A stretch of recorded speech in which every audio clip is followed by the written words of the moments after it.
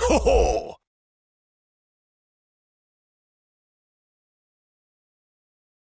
Well, there's a mix of emotions. On one hand, the disappointment of not being able to win the title, of not being able to win this final.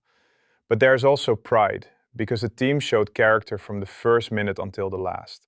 The circumstances were not the ones we would have wanted, but we competed and we tried until the very end. The final was very, very even, with different moments and different situations, with the goals, with the reactions, and until the end, the team kept pushing. We were very close, with those two final chances, to equalizing and taking the match to penalties, so the team competed. I wanted to ask you about your game plan. In some phases, especially defensively, you played with a back five. What was the idea behind that? And it also required a big level of commitment from your players to carry it out today. Yes, the team showed great attitude and great commitment. We knew there would be moments where we would have to hold on without the ball, show resilience, and maintain control and conviction in what we were doing. You can call it 4 or 5 at the back, however you want to describe it, but we needed to adjust our pressing well. In the first 30 minutes, we barely conceded anything. We had 2 good counterattacks, and from 1 loss of possession, we conceded that first goal. A lot happened in a short period of time in the last 15 minutes of the first half. We went into the break at 2-2. The second half was very competitive and very even. We were getting out well on the left with Vinny, we were close, and then from that rebound we conceded the 3-2, with still a lot of the game left. I was convinced we would have our chance or chances to equalize. We had them, but we lacked the finishing to take the game to penalties.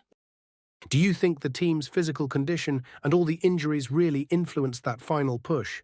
Did you miss that extra edge to reach the equalizer? No, I think we had the chances in the final push. The injuries do affect you. Fede had to come off injured. Din made a big effort but reached his limit. I don't think it was about physical condition, but rather the injuries themselves, which are clearly penalizing us in terms of stability and the ability to distribute minutes. Some players are making a huge effort, and that shows. I wanted to ask how Vinícius finished the match and what this goal means for him, the weight he may have taken off his shoulders. He got through to the 85th minute very well and had a big impact. In the end, he couldn't continue anymore and asked to be substituted, I think due to the humidity and the cramps he was feeling. He played a great match, he was very decisive, the goal was spectacular, and he was a constant threat down his side. We're obviously not happy with the result, but I think we can take positive things from this. There's a long season ahead. We need to turn things around as soon as we get back to Madrid, move on from this Super Cup, focus on all the competitions we're still involved in, and recover players, which is the most crucial thing right now.